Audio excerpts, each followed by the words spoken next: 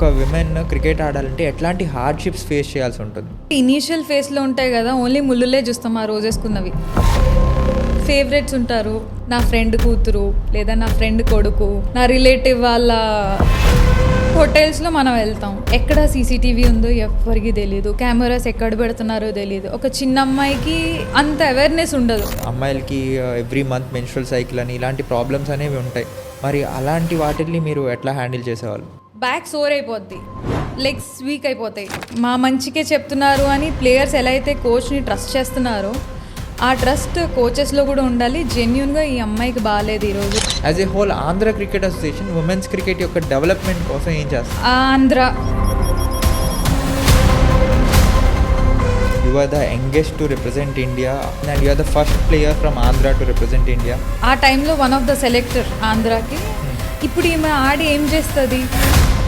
నాతో నా ముందుంటే wow baby ఎలా ఉంది, బాగున్నావా, నిజంగా గ్రేట్, నువ్వు కంబ్యాక్ చేస్తున్నావు అని నా ముందు మాట్లాడతారు. జస్ట్ ఒక 10 స్టెప్స్ అక్కడ మనకి వినిపిస్తుంది. నేను ఎవరికోనో వెళ్ళి చెప్పారని కూడా అన్నా, నా చోలారా నేను విన్నాను చాలా.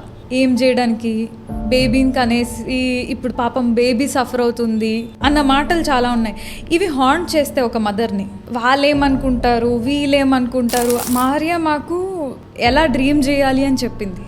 ఆన్ ద ఫీల్డ్ ఆవిడ హిట్లరే. మ్యారేజ్ అంటే కెరియర్కి ఫుల్ స్టాప్. మా అమ్మాయికి మేము పెళ్ళి చెయ్యము, నువ్వు మళ్ళీ క్రికెట్ ఆడతావంటే నాకు ఈ బేబీ కావాలి, లేదంటే నాకు పిల్లలు అక్కర్లే. మదర్హుడ్ అనేది it's not an end, it is just a phase in your life అని యూ ప్రూవ్డ్ ఇట్.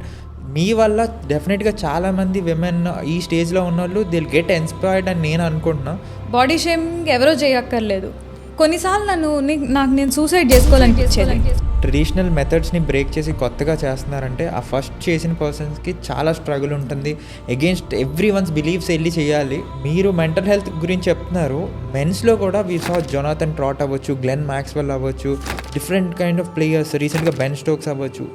కెరియర్ పీక్లో ఉన్నప్పుడే మెంటల్ హెల్త్ ఇష్యూస్ వచ్చేసి మెన్కి వచ్చేసరికి ఏమవుతుందంటే they don't even realise anxiety issues ఉన్నాయి, నాకు మెంటల్ హెల్త్ ఇష్యూస్ ఉన్నాయని కూడా దే డోంట్ ఈవెన్ రియలైజ్, చెప్పుకోవడానికి కూడా సిగ్గుపడతారు. సో అట్లాంటి వాళ్ళకి వాట్ వాజ్ యువర్ సజెషన్? పేరెంట్స్కి స్పెషల్గా చెప్పేది ఏంటంటే మీ పిల్లల మీద ప్రెషర్ పెట్టద్దు. అండ్ పిల్లలకి చెప్పేది ఏంటంటే అన్నీ నాకే తెలుసు, నా పేరెంట్స్కి తెలీదు, లేదా నీకు తెలియదు నాన్న, నీకు తెలియదు అమ్మ అన్న మైండ్ సెట్ ఎప్పుడైతే వస్తుందో మన గ్రోత్ అక్కడ ఆగిపోద్ది. ఇప్పుడు ఉమెన్స్కి ఆప్షన్ లేదు, ఉమెన్స్కి కూడా ఆప్షన్ తెస్తే She looks like a Santur mommy right now.